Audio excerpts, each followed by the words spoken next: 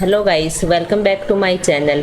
ये वीडियो आपकी DSSB PGT TGT computer science के लिए है। इस वीडियो में आप सभी को दिख रहा होगा क्लास 11th कंप्यूटर फंडामेंटल। तो आपकी जब पीजीटी एग्ज़ाम देने जा रहे हो तो गाइस 11th और 12th की बुक आपको कवर करनी होगी।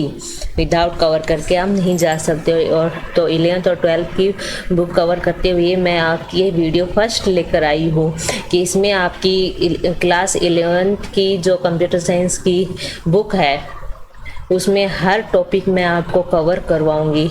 तो आपका फर्स्ट चैप्टर का फर्स्ट टॉपिक है कंप्यूटर फंडामेंटल। तो गाइस, होता है क्या कंप्यूटर फंडामेंटल में, जो आपके सिंपल टॉपिक्स है वही आपके फर्स्ट चैप्टर में। What is computer?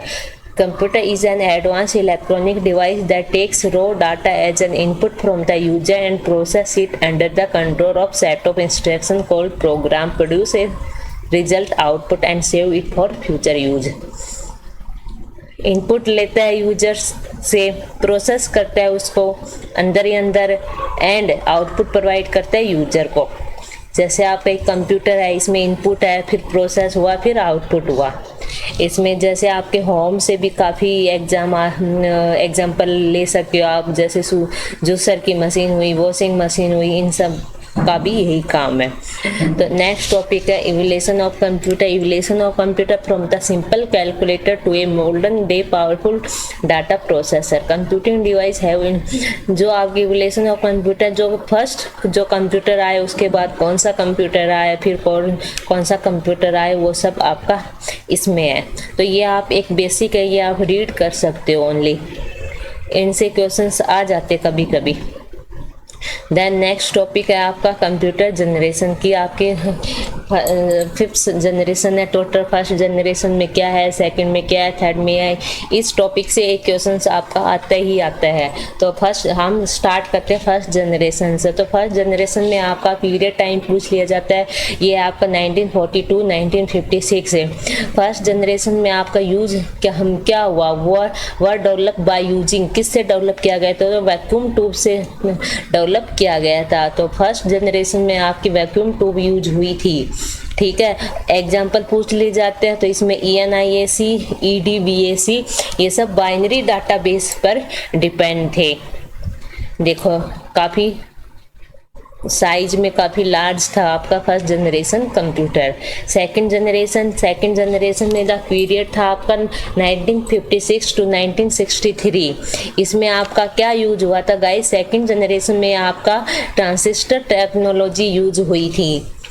ठीक है, और ये in compare to the first generation the size of second generation was smaller. Okay, बस इतना ही आप याद रख लीजिए।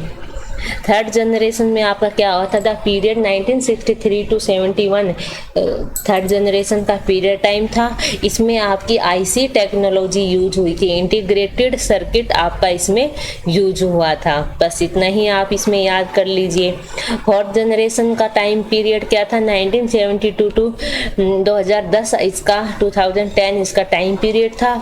इसमें आपकी जो माइक्रो प्रोसेसर टेक्नोलॉजी है वो आपकी फोर्थ जनरेशन में यूज हुई है गाइस, जो आप घर पे यूज करते हो।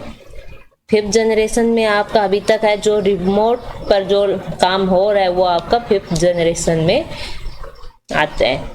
आगे कंप्यूटर का है डाटा एंड इंफॉर्मेशन। डाटा क्या होती है आपकी? Data can be defined as a representation of fact, concept and instruction to in a formalize manner which should be suitable for communication, interpretation और प्रोसेसिंग बाय द ह्यूमन और electronic machine.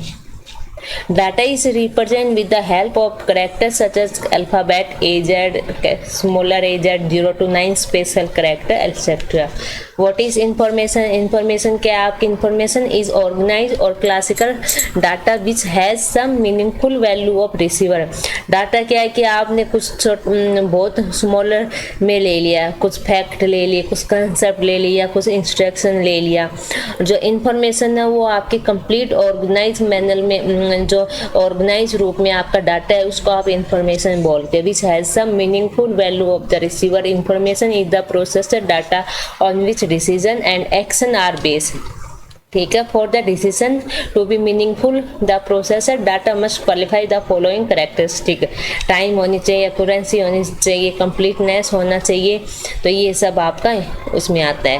Next topic आपका functional component of computer. तो इसमें आपके जो input unit है, CPU है, control unit है, अर्थमेटिक यूनिट है, रजिस्टर है, मेमोरी यूनिट है, आउटपुट यूनिट है, तो ये सभी टॉपिक आपके कंपोनेंट ऑफ कंप्यूटर के अंदर आते हैं। तो एक एक करके आप इनको समझे। इनपुट यूनिट का है, जो भी आप यूजर से इनपुट करवाते हो तो वो आपकी इनपुट डिवाइस होती है। The input unit consist of input device that are attached to the computer. This device take input and convert it into binary language that the computer understand. Some of the common input device are keyboard, mouse, joystick, scanner, ये आपकी input device होती है। CPU क्या है? CPU की full form क्या है? Center Processing Unit.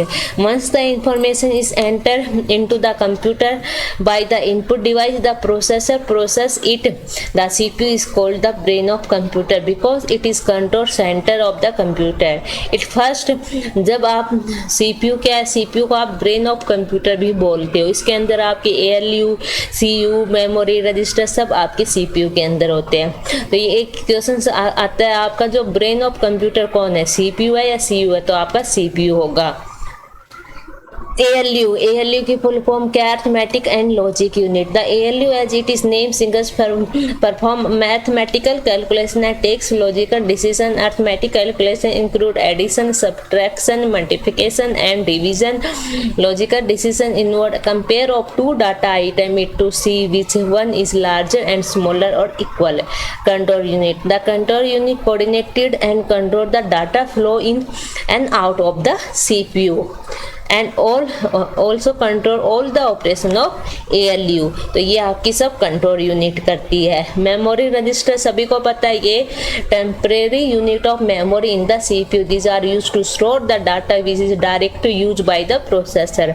Register can be defined size 16 bit, 32 bit, 64 bit and so on, and each register inside the CPU has specific function like storing data, storing an instruction, storing address in a location in memory, etc. The user register can be used by an assembly language programming and storing operand। ठीक है guys, तो ये सब आपकी इसके अंदर आती है। जो रैम हुई, रैम रोम, जो जितनी भी आपकी मेमोरी है वो सब आपकी इनके अंदर आती है। नेक्स्ट है आपका output device. The output unit consist of output device that are attached with the computer. It convert the binary number coming from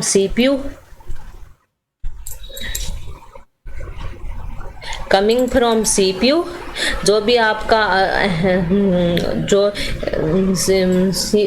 जैसे आप इनपुट डिवाइस क्या है कि आप यूजर से इनपुट लेते हो आप, तो वो आपकी इनपुट डिवाइस हुई। आउटपुट डिवाइस क्या है? जो भी आप आउटपुट प्रोवाइड करते हो जिस भी डिवाइस से, वो आपके आउटपुट डिवाइस से होती है। जैसे आप आउटपुट मॉनिटर के थ्रू करते हो, प्रिंटर के थ्रू, प्लॉटर के थ्रू, ये सब आपकी आउटपुट डिवाइस है।